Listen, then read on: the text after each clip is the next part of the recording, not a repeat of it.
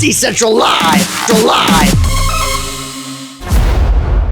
Welcome back to decentraLIVE, coming to you, as always, straight out of the Crypto Valley here in Switzerland, amidst the heat wave. I'm Tracy Traxler. I'm Owen McCall. Big show for you today, a lot to talk about, but first, we've got to discuss the crypto markets. What's going on? Big moves. Up on screen for you now, the top 5 cryptocurrencies, current valuations, and movement overnight. First up, as always, Bitcoin. We got to talk, though. Last night, touched over $13,000 US, then a bit of a migration, and now we're down just about 5% overnight. Current valuation sitting at about $11,960 US. Next up, Ethereum, also seen red, just over 6.5% down overnight, currently sitting at $312 US. XRP following suit, 10.5% overnight down, sitting at $0.428 US. Bitcoin Cash, down 12.73% overnight. Current valuation, $434 and change. And finally, Litecoin, the biggest loser here for the overnight movement, down 13% overnight, currently sitting at $117.70 US. Exciting stuff. Speaking of which, the Crypto Valley Blockchain Conference took place this week right here in Zug, Switzerland. That's right, and I had the chance to speak with Crypto Valley Association President and former CEO of Swisscom Blockchain, Daniel Haudenschild, about the industry outlook for 2019. Here's what he had to say.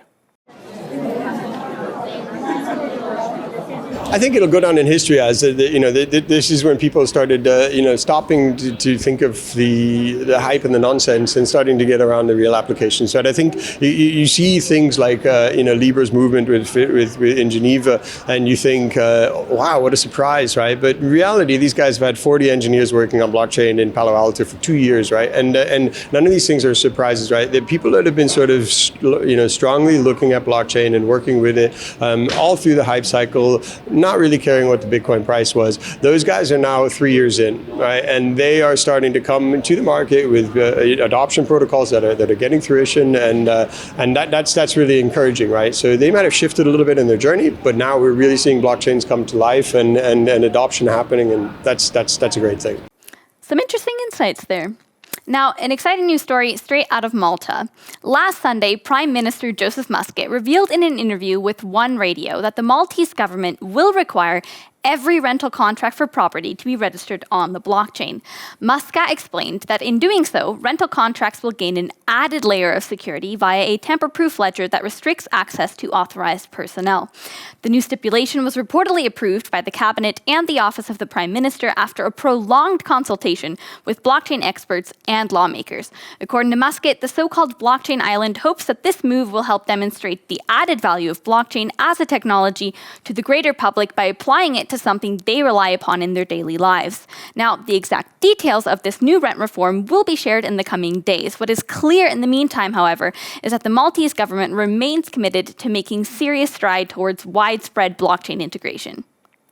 Very cool to see. Now, the UK's largest supermarket, Tesco, in the news this week, the victim of a Twitter account hack. Once gaining control of the account, the hackers first rallied behind Bitcoin, pushing the notion that crypto's overtaking of traditional fiat money should be considered an inevitability. Next, a pivot to scam land as the account launched the old classic, you send me 1 Bitcoin, I'll send you 2 in return. Then things got weird. Out of nowhere, the hackers decided to impersonate Bill Gates, of all people, and change the username and profile picture of Tesco's Twitter account, which has over 500,000 followers, by the way. They began replying to random everyday tweets about groceries, promising to look into customer complaints regarding overripe produce and substandard deli meats, so long as the individual would provide personal info like name, date of birth, address, etc.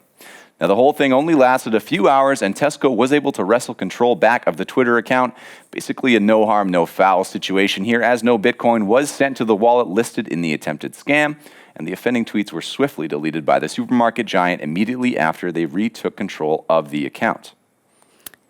Now, sticking with the UK theme here, the UK-based non-profit Oxfam International recently tested a brand new pilot project known as an unblocked cash, which utilizes MakerDAO stablecoin DAI as a vehicle for disaster relief. The initial test project was conducted in Vanuatu, a small island state in the South Pacific that faces a high risk of various natural disasters, including tsunamis, cyclones, and volcanic eruptions.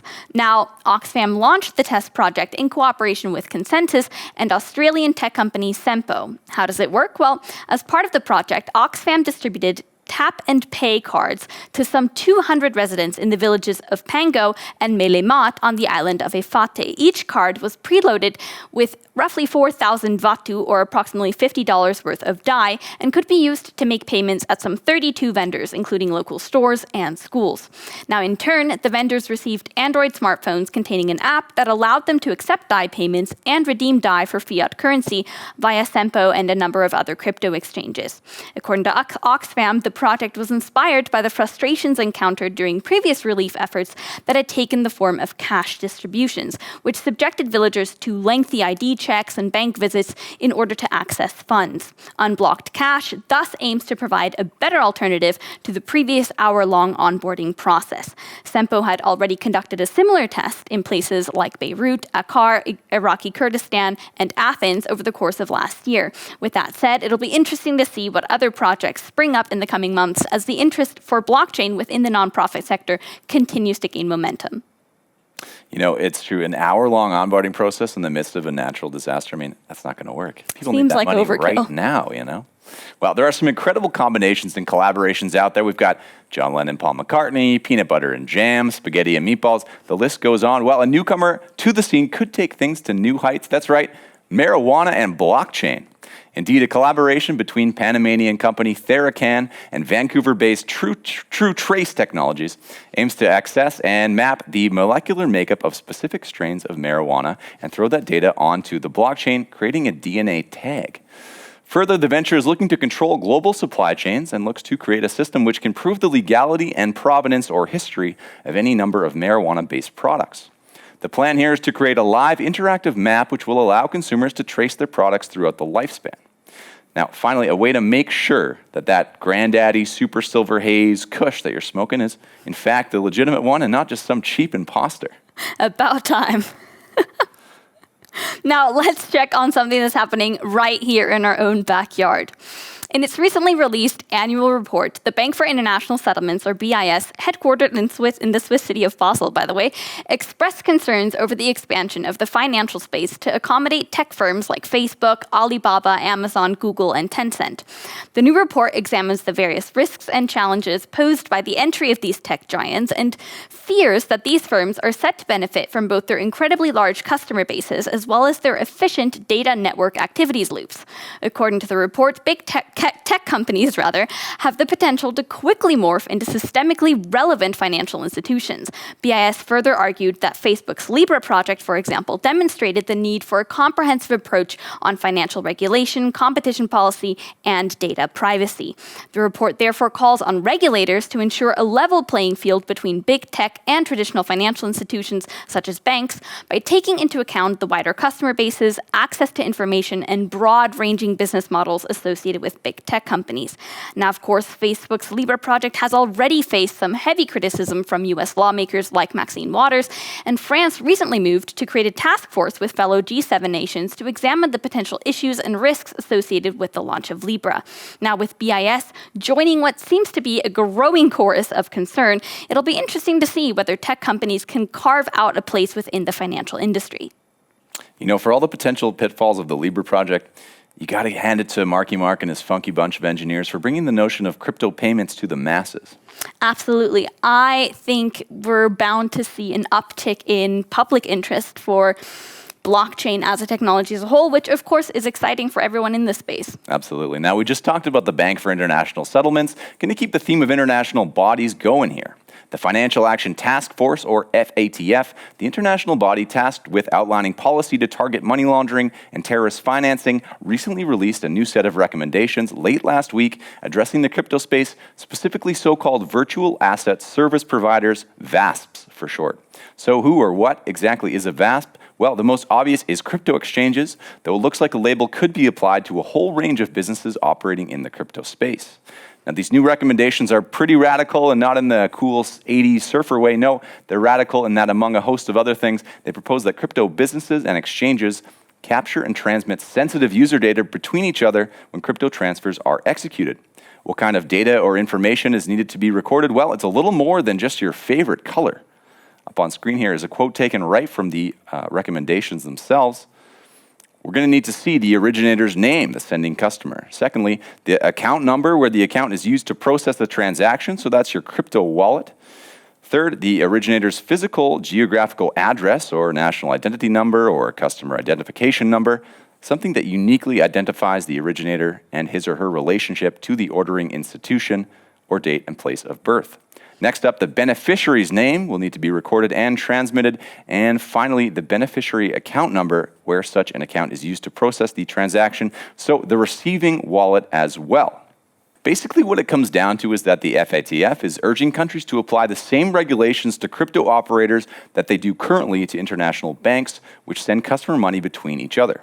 The FATF has set an initial timeline of 12 months for the new guidelines to be adopted by member countries and plans a review of the situation in June of next year.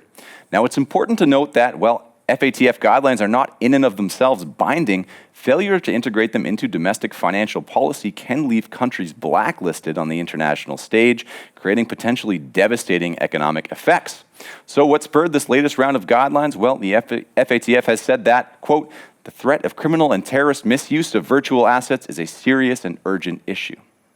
Now, response from the crypto community has been disparate, with some welcoming new regulations, hoping that moves like this stand to clean up and legitimize the industry. Others, well, pure unadulterated disdain mixed with claims that the international organization is attempting to regulate something that it does not understand whatsoever. Further still, some are asserting that this will in fact drive operations underground and might actually end up having the opposite effect of the stated hopes and wishes of the FATF. Yes, because pushing things underground has worked so well in the past. I mean, look at what the success was like for Prohibition. Absolutely. I mean, on the plus side, a crypto Al Capone sounds like he or she could be a pretty interesting character.